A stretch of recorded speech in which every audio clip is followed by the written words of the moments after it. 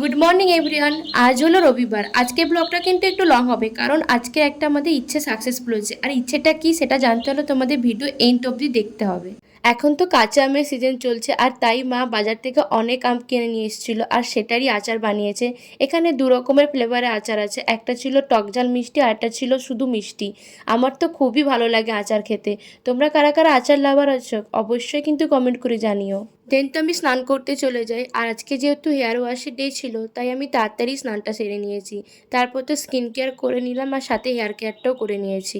আজকে সন্ধ্যেবেলা তো আমাদের বাড়িতে একটা খাওয়া দাওয়ার অনুষ্ঠান আছে। এবার কিসের খাওয়ানো কিসের জন্য হচ্ছে সেটা আমি তোমাদের একটু পরেই জানাচ্ছি। দেন তো আমি একদম লাঞ্চ করি, আর আজকে লাঞ্চের মেনুতে অনেক কিছু আইটেম ছিল। আর এদিকে তো টিভিতে মিঠুনদার মুভি চলছে, আমার মিঠুনদার মুভি দেখতে খুব ভালো লাগে। তারপর তো বিকেলের দিকে এই কলকাগুলো একটু ট্রাই করছিলাম, আর এদিকে তো অলরেডি রান্না স্টার্ট হয়ে গেছে সন্ধ্যের অনুষ্ঠানের জন্য। আমার মাই প্রায় সব রান্নাগুলো করবে। অনেক কিছুই রান্না হবে আজকে। কি কি রান্না হবে আমি তোমাদেরকে বলে দিচ্ছি। ভাত, ডাল, আলু ভাজা, কুমড়োর ঘন্ট, আর পনিরের তরকারি, চাটনি, পাঁপড়, পায়েস, মিষ্টি। দেন তো একটু সন্ধ্যের দিকে বেরিয়েছিলাম, আমার কিছু বাজার আনার ছিল। আর বেরিয়ে তো আমার বড্ড ফুচকা ক্রেভিংস হচ্ছিল, তাই জন্য আমি 1 প্লেট ফুচকা খেলাম।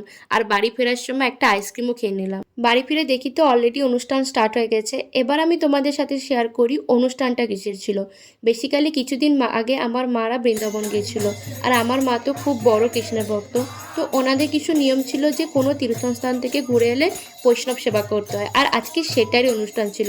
বাড়িতে ভাগবত পাঠ হয়েছিল, হরিনাম হয়েছিল, আর ওই দিন তো অনেক অনেক ভক্তরা এসেছিলেন। সত্যি ভাবতে পারিনি এই প্ল্যানটা এইভাবে সাকসেসফুল করতে পারবো, কারণ এই প্ল্যানটা অনেক দিন ধরে চলছে। আমাদের অনেক দিন ধরে ইচ্ছে ছিল আমরা বৈষ্ণব সেবা করব।